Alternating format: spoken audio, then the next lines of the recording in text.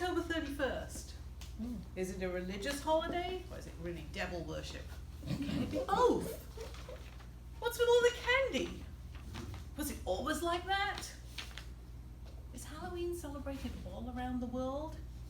Well, to explain all of these mysteries, Davy Toastmasters, we have gone back in time and brought some experts. So I want a really big Davy Toastmasters welcome for the Druid.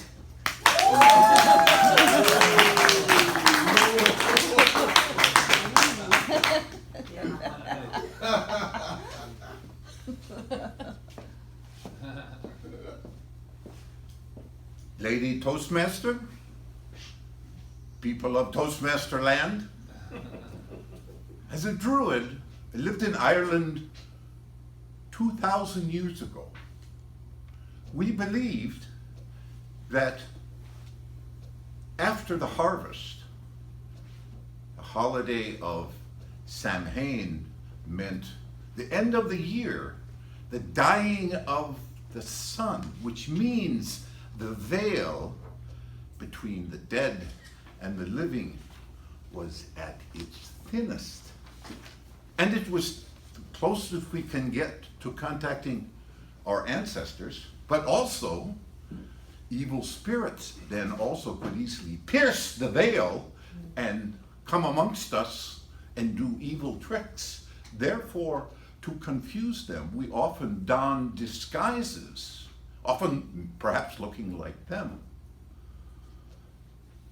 We also had a holiday as the sun was giving its rebirth in December at the winter solstice. We called this holiday Alban Alturan. Others called it Yule. And we lit fires to help the sun on its rebirth. But to explain more, please welcome Father Paddy.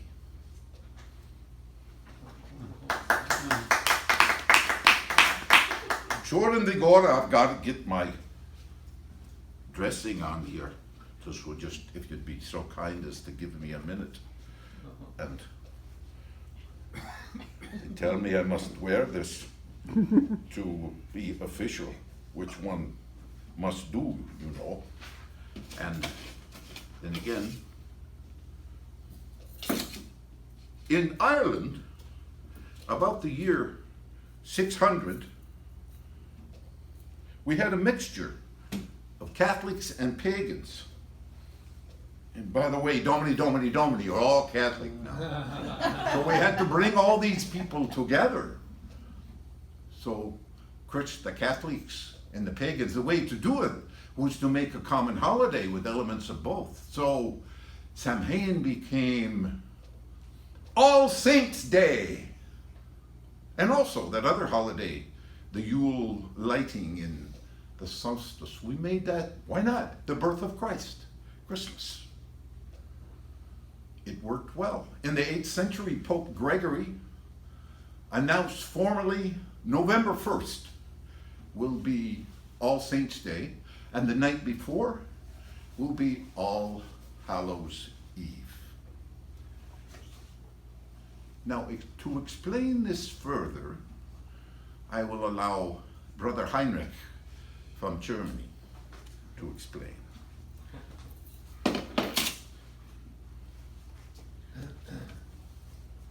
Ja, so here we are.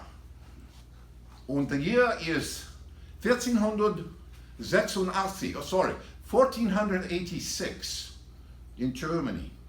And 2 Dominican monks wrote the book. By the way, you like my costume? It looks a bit like the Druid, no? Wrote the book. So what is the book? Malleus Maleficarum, which translated into English conveniently as the Hammer of the Witches. This book was, you know, we tried to blame this on Luther, but he was only 3, so we couldn't do that. However, the Gutenberg printing press, which served him well, was invented 40 years before, and it helped very much to distribute our book. In fact, there was this nice woodcut drawing of the devil being worshipped by witches. Most people couldn't read. It said, see, she's a witch. No surprise, we found some. 80,000 witches throughout Europe over many years were executed. More in Germany than anywhere else, the least in Ireland. In Scotland, 100 years later, King James V was approaching Edinburgh, coming from the continent, and his vessel was in a serious storm and almost sank. This made him look weak. He said, I have to have enemies to conquer. It's the fault of the witches. They tried to kill me. So he had the first Berwick trial of the witches, and many more followed. Of the 450, 200 witches were executed. He went on to England to become King James I in England. So the witch hunts followed him to a small extent, some in the north, but really not so much, because they had by then become enlightened, the English. Fast forward another 100 years, 1690 in America, very much unenlightened Puritans in Salem, Massachusetts, must have kept our book. They accused 200 witches, and famously 19 were executed.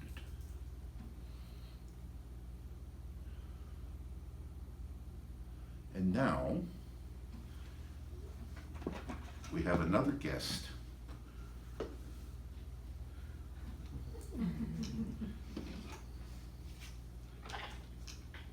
Pleased to meet you. Hope you guessed my name.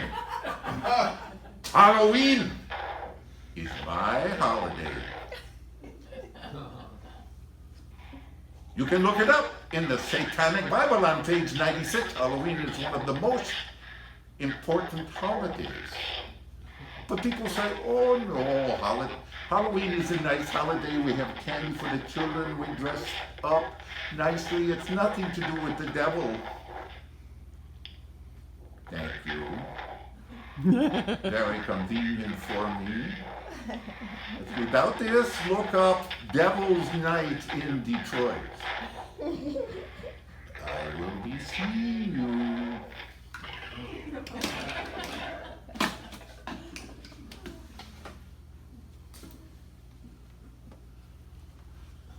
My name is Charles Dickens. Well, actually I'm his cousin, but nobody knows me, but you know who he was and when. In England, children would go a-souling, but only on the night of All Hallows Eve. They would go begging for cakes. Shakespeare wrote about this.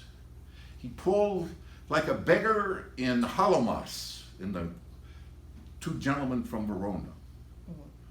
In my time, that was a famous traditional song.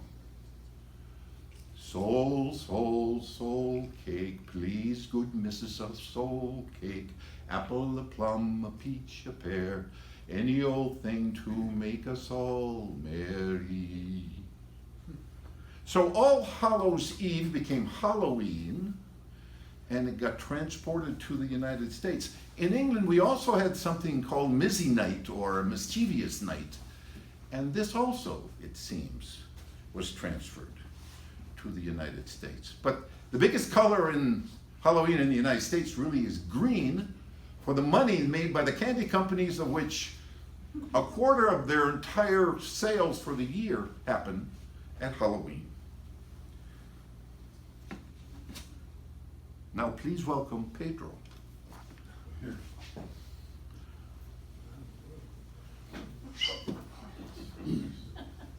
Welcome to Dia de los Muertos. In 2 days, we'll have a great time. Why?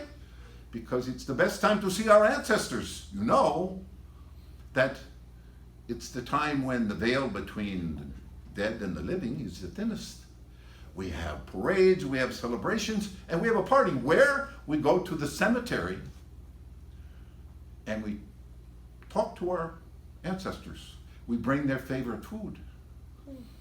Not just in Mexico do we do this. The Philippines has something similar. And in China, they have a ghost festival. They bring the food. So, you know, these holidays really is our attempt to make sense to the changes and cycles of this world. Happy Dia de los Muertos, Halloween. Lady Toastmaster.